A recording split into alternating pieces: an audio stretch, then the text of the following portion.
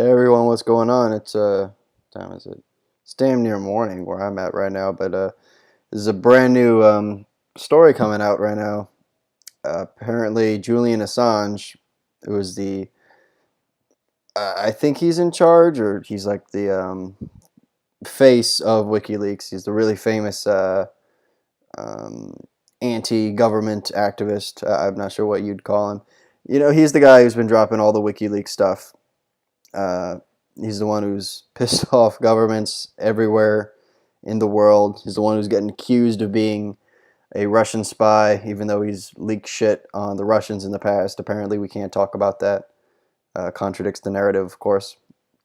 Sorry if I'm really like, if I look dead right now, because I really am. I should be dead. I should be asleep. But yeah, he apparently, he's been staying in an Ecuadorian embassy for the last couple of years, because there's several governments that would really like to see him in prison and no longer able to release their shit, as he's been so effective at doing this entire last few months with all the Podesta email drops.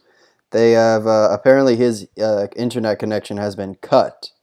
He does not have any access to the internet. He can't talk to anyone. I don't know if anyone's communicated with him.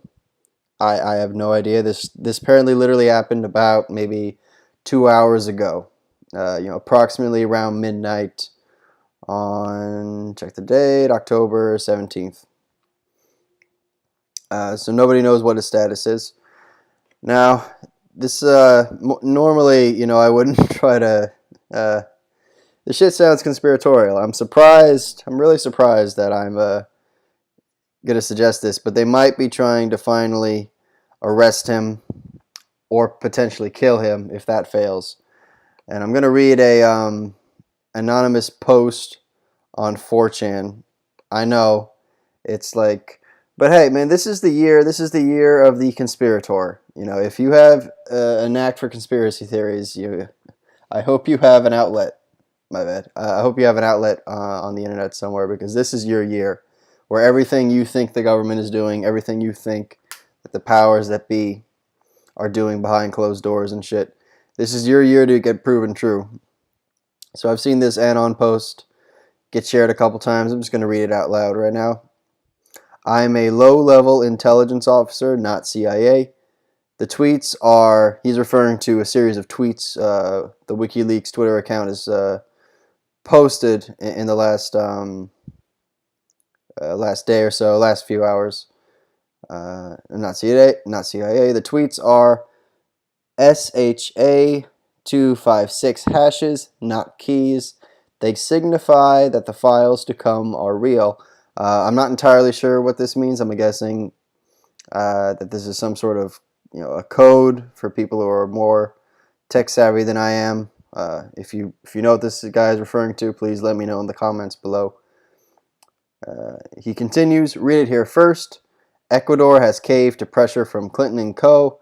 Assange is being extradited. The situation is very fluid, and I'm assuming he means Assange, he has threatened to kill himself if removed from the embassy. The file hash is directed at Secretary Kerry as a direct threat. No, I don't have any proof I can share. These are Diplo cables I'm getting this from, but Assange will either likely be imprisoned or dead in the next 12 hours. If they get me for sharing this, at least I died a patriot. I mean, normally I wouldn't read something like that until more time is verified, but yeah, like I said, this is the year of the conspiracy theorist, and with all the fucking horrible shit that Podesta leaks have been revealing, I thought I was going to do my Song of Crook and Liars series, once every week or so, but I'm going to have to start doing them like one every other day, because at the rate these leaks are coming out, and at the rate you can really see what the establishment, the political class, has really been getting up to, what they really think is too much to pass on. This channel is basically just going to become the shit John Podesta says channel for the next foreseeable future. So there's a couple other interesting facts about this whole situation to keep into account. John Kerry, he's the Secretary of State, is currently, as of yesterday, he has landed in the United Kingdom. Seems very convenient to me. I mean, how much is the president campaign for Clinton when she's too fucking bedridden to do it herself? How much is Michelle Obama campaign for Clinton? So it's not like the current administration has had any interest in staying even remotely neutral in this election. They clearly have their candidate as well, which is Clinton. I don't have a whole lot to add. Like I said, this is still developing. This is brand fucking new. Um, Maybe to take a more of a wider picture, I think this coincides a lot with the ICANN, um, the selling off of ICANN to potentially the United Nations or some sort of international body. I think it's pretty clear that, you know, alternative media has gained such a prominent voice that it's no longer the thing that can just be ignored. It is a contender for the mainstream media to as a way of informing the public on whatever issues that they should be informed on.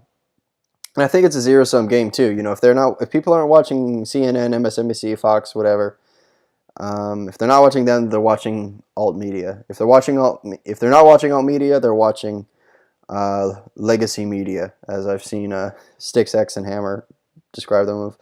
I would argue they're more like vanity presses. You know, like those old vanity presses rich people used to get their books published with. They're not good enough to actually get a publisher, so they just publish shit on their own. They're basically that. They're basically just a place where the rich elites can talk to each other and pretend that they're talking to other people. So I think, you know, this coincides with ICANN. They're cracking down on the internet, and Julian Assange is a really, you know, smart place to go first. Well, maybe not smart, because this is going to create a huge backlash. I mean, not just with alt media sources or even just people who care about, you know, free speech, not just as a constitutional right, but as a general principle that every Western country should try to uphold to the best of their ability. This is also going to cause one hell of a diplomatic incident. I mean, could you imagine? Like, this would severely, I think, damage the diplomatic reputation of the United Kingdom as well as the United States. If it comes out that they pressure the Ecuadorians to essentially allow potentially foreign policemen, foreign troops of some sort to enter their territory, because, you know, an embassy is technically another country's territory.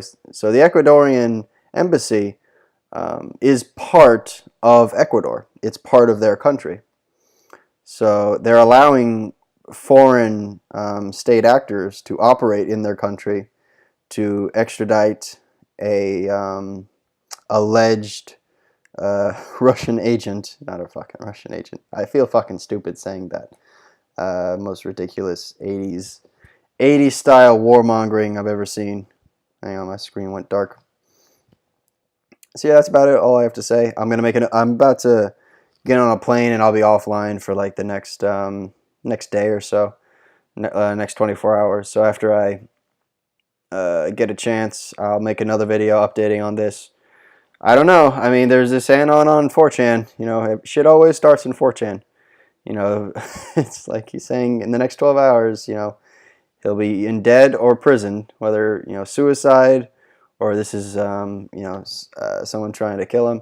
I mean, there's been possible attempts at his life before. There was that guy who tried climbing up on the fucking Ecuadorian embassy, like scaling the fucking rooftops, like goddamn Spider-Man, trying to get in, presumably get in Julian Assange's room, and I guess, you know, out him that way, or not out him. What's the phrase?